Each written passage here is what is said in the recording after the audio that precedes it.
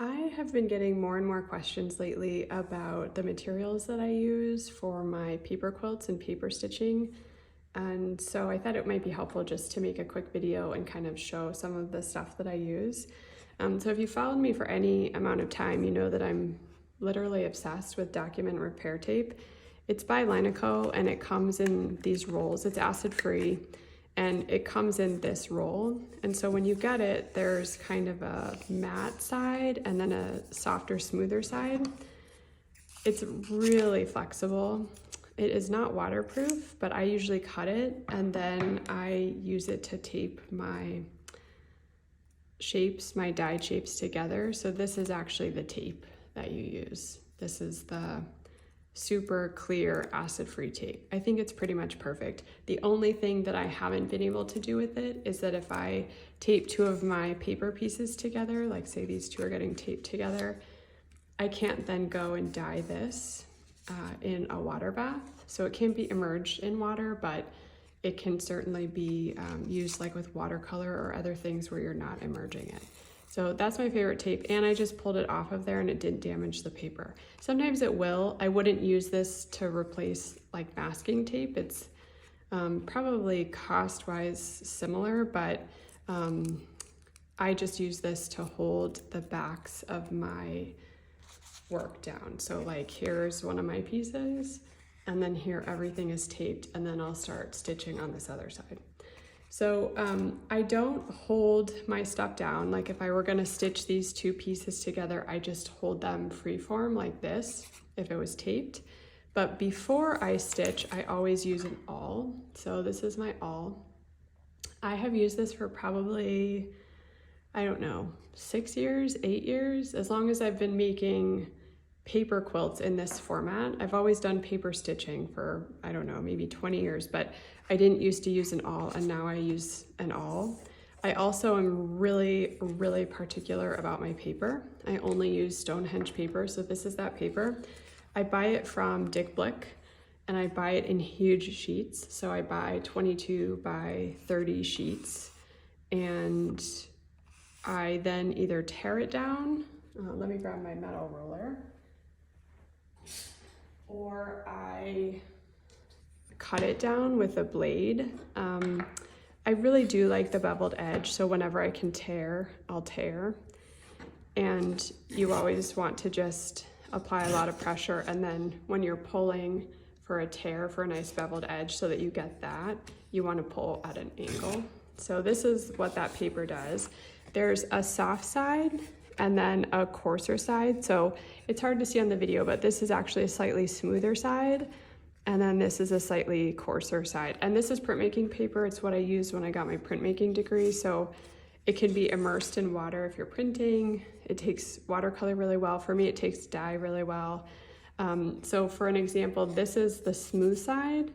And then like this would be a rougher side. I can tell the difference. I still use both sides, but this is an example of the smooth side. So the paper just takes material slightly differently, but it's at this point, occasionally I'll use BFK, but at this point I pretty much only use this Stonehenge paper, which I can link to.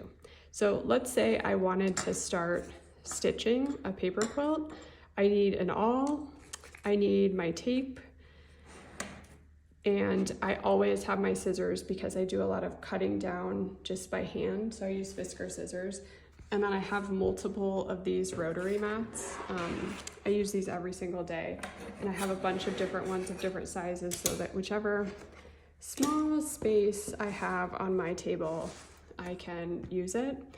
And I will take my awl, and then if I know exactly what I want to do, I can just start using my awl.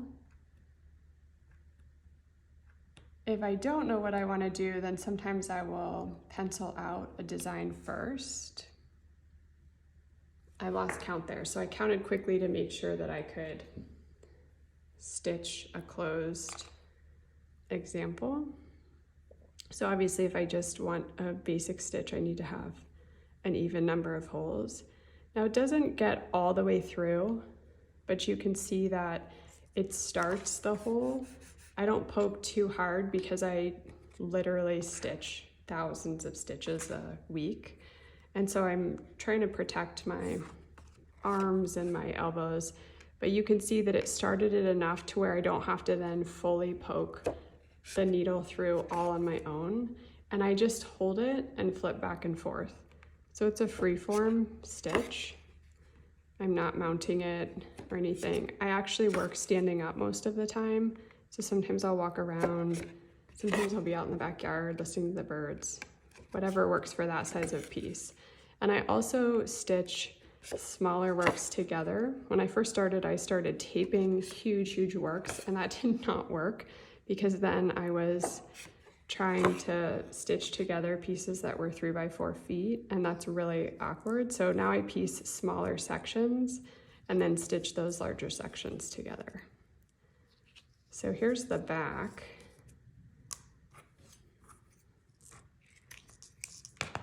And then here's what the front looks like.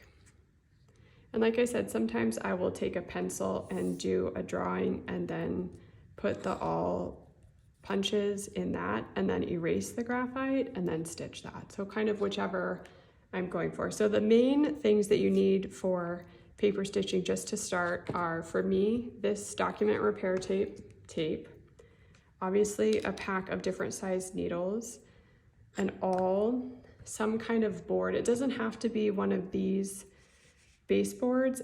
You could do it on wood, but obviously if you're doing it on wood, then your awl is going to poke through, and you have like hundreds of pokes of your awl in the wood. So that's not a problem. I just think it's a little bit easier to have this mat, this quilting mat that I use for my quilts too, my fabric quilts too.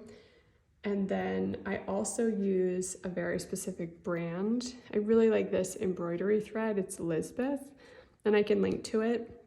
I get everything on DigBlick except for this embroidery thread. And something that you'll notice if you've seen my work or have seen pictures of it close up, it's still round. It's how this thread company makes their thread. I think it's gas singe. They do something in the process, the production process, that makes it so that when you're stitching, it doesn't unravel and then get a flat line quality, which is super important for my work because I'm using this for texture, but I also want it to be a really sharp line. Here are some of the gradients. I absolutely love their gradients, but then there's literally hundreds of really beautiful colors. Obviously, I'm going with a purple theme on one of my pieces that's on the table right now.